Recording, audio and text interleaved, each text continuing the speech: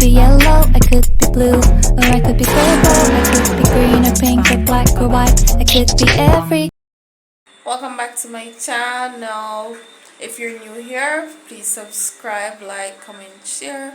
Today I'll be talking about other countries that you can move to instead of the most popular countries that people normally migrate to, like Canada, USA, or UK. So today I'll be talking about other countries that you can migrate to either study or work, that needs workers or has free tuition, so you can go ahead and migrate as an international student and be able to study for free in those countries.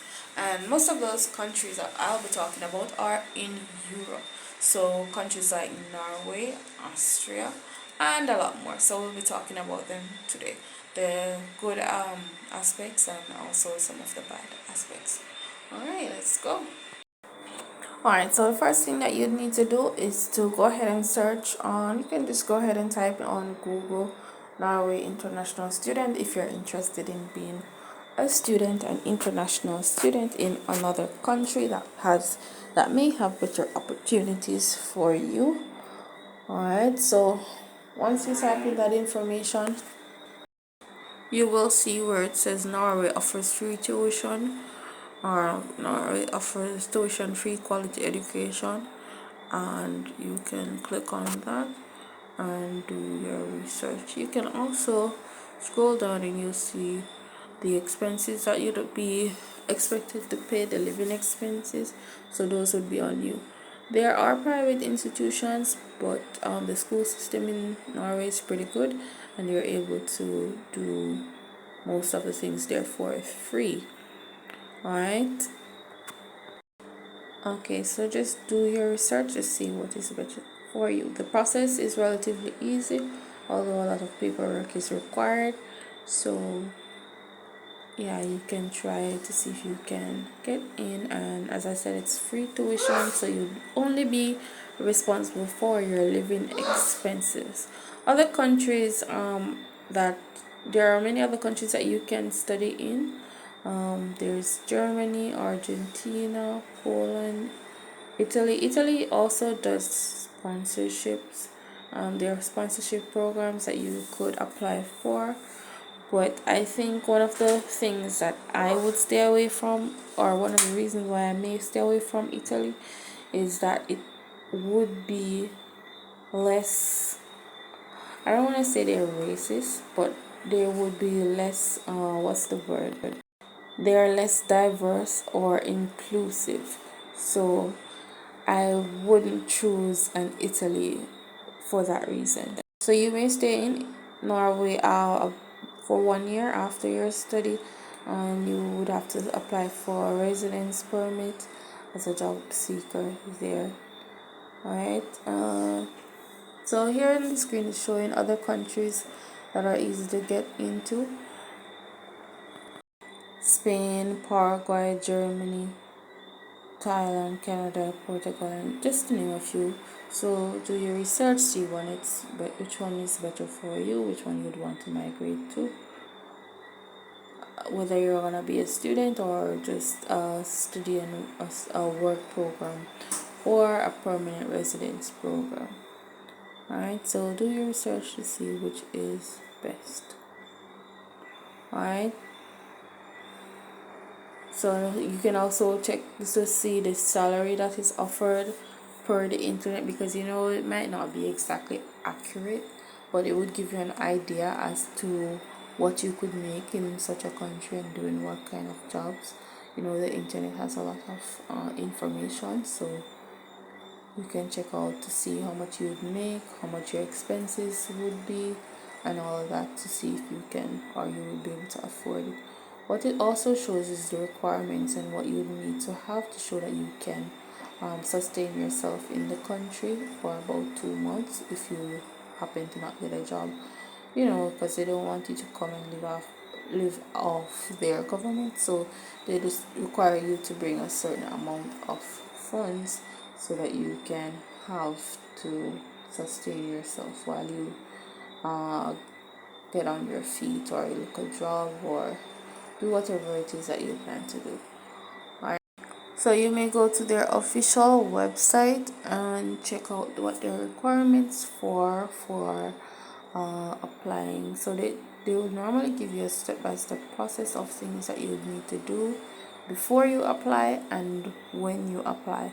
So make sure you follow the processes, get phone numbers that you can call, get assistance to travel, and check to see what the cost is for a flight, for the living expense. Watch videos to see how much or what people have to say. Read the comments under the videos to see what people have to say about the country before you even think about applying. So make sure you do a lot of research to see what it is or what the country would be like once you get there. Check to see what the weather is like, check to see how much your clothes would cost, and all of that. So you can also check the currency. Well, if you're from Jamaica, then you check how much is one Norway dollar in to Jamaican dollars, and here you are seeing that it's $15.61 Jamaican dollars. So whatever money you make and you come back to your country with this money, it would be times $15, basically. And yeah, so that's just the conversion, because their their money is a little bit more than ours. Another country that you can choose to visit is Austria, and the Austrian dollar is like a US dollar. So, but it's actually euro. So, 1 euro is like 150 Jamaican dollars. So, 151 Jamaican dollars 29 cents. That's the time that I had checked it, but it may change now. So do your research and see if this is a place that you would want to live, if they're inclusive, if they are welcoming, if they hire immigrants. Check all of these things out before you actually go, and even try to get a job before you leave your country, so that you know, or you are a bit more sure of what you're doing. Check out the prices for rent, check out the prices for all the other living expenses to see if you'll be able to manage with what you'll be earning. Alright? So people choose to travel for different reasons, and some people just want a change of culture, scenery. They just want to experience life in a different way from how they were living. So some people just choose to go overseas to study, and as I said, the school fee in this country is free, so you can choose to study there.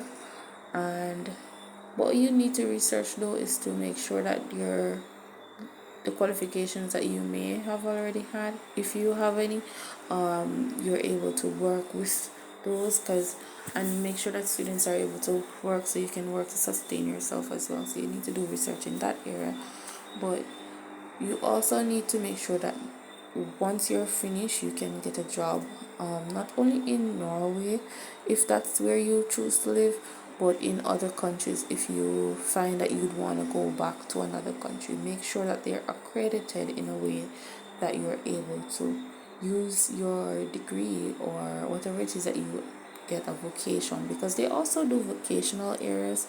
You're able to use it anywhere. So now I'm looking at international students in Austria, and here it's showing the amount that you may need to sustain yourself in Austria. So Austria is another country that offers free tuition. And Germany is also a good one, and I hear that Germany has they have vacancies, a lot of vacancies. Norway also has a lot of vacancies. If you go ahead and check the website, you'll see the vacancies that they have and the areas that you can apply for jobs, or to get permanent residence, or to work and then live in that country.